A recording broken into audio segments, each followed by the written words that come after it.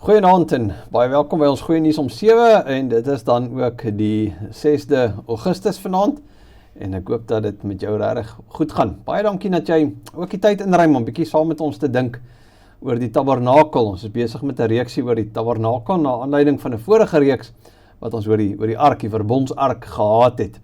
Nou vanaand kyk ons bietjie na die voorhangsel. Nou die tabernakel, die beskrywing daarvan kry ons in Eksodus 27.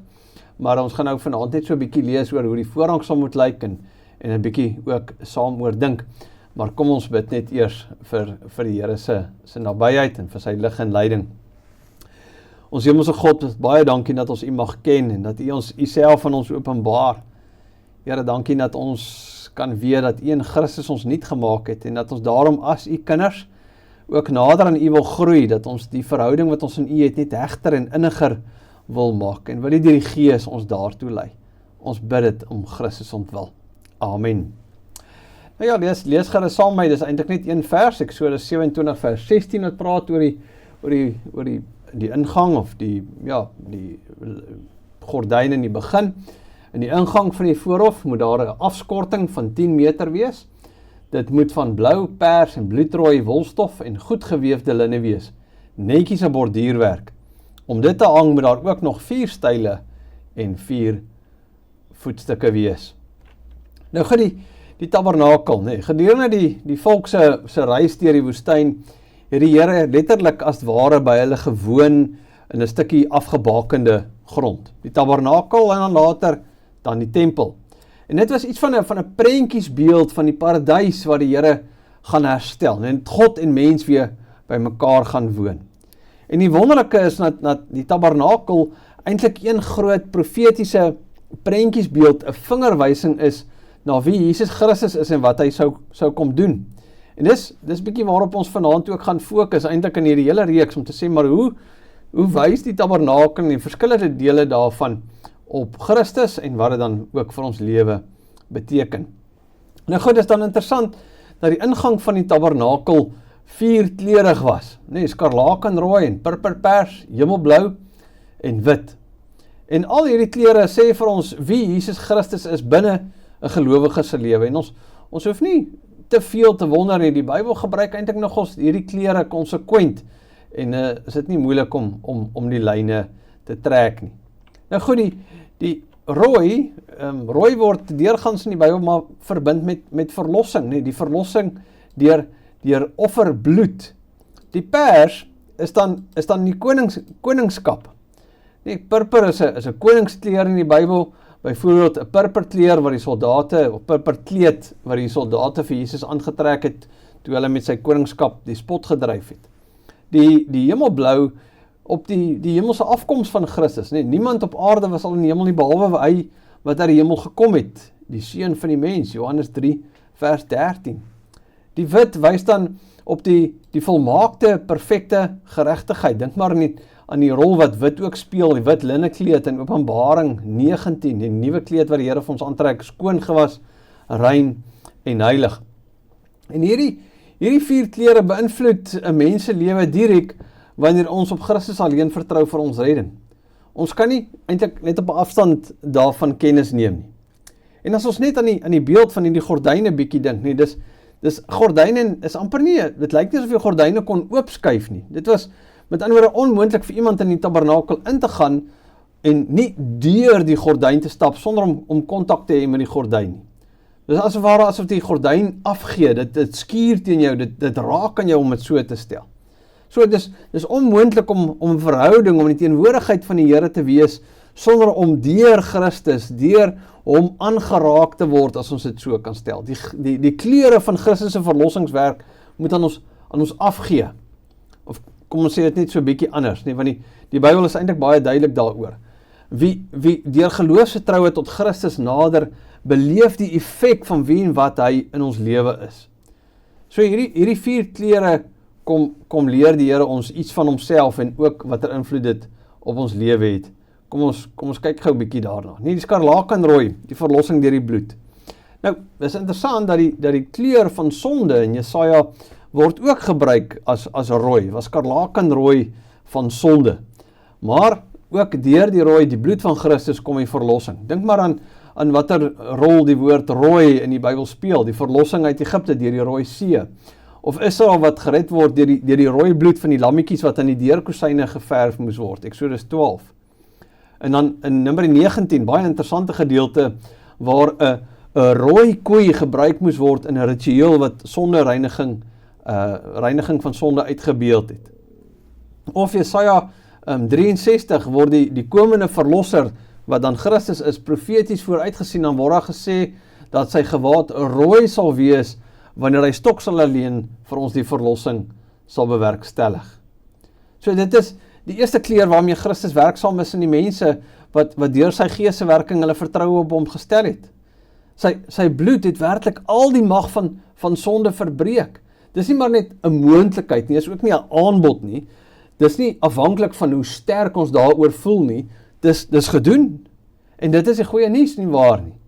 En die verdere goeie nuus is dat alle sonde is deur hom verbreek. Ook daardie goed wat vir my voel oor jare en jare heen het dit nou al so sterk houvas op my gekry.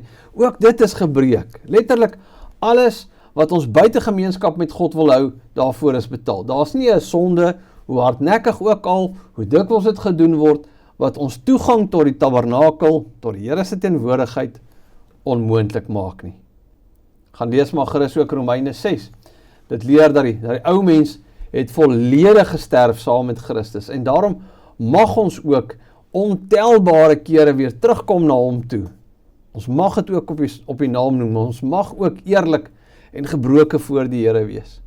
Dit is juist dit wat ons glo, nie daai nuwe lewe in Christus, wat ons deur Christus ook in ons lewe toe eien. En dan die purper, koningskap.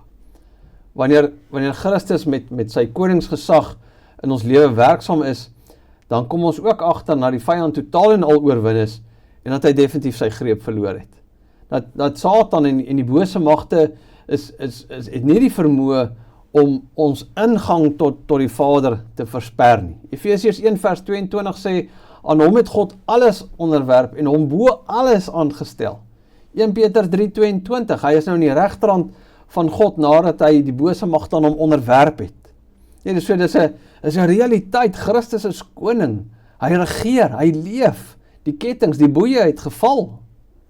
Maar verder eis die Here sy koningskap, so sy koningskap is hierdie troos, maar uit die aard van die saak eis dit ook gehoorsaamheid. Onthou, die purperkleed beteken Christus het al die mag en al die sê, en omdat hy nou koning is, moet die eie ekkies van die troon afklim. So, dit gaan nie net daaroor dat ons in Jesus moet glo nie, natuurlik, maar deel van ons geloof in Christus is ook dat ons hom volg, want 'n koning is iemand wat gevolg moet word. En ons kan hom volg, omdat die eie ekkies is oorwin. Ons het nou net gesê, Romeine 6, nee, ons ou mense saam met Christus gekruisig. So al voel ons in onsself swak, is hy by magte. Nee, so Christus is koning, of ons dit voel of nie.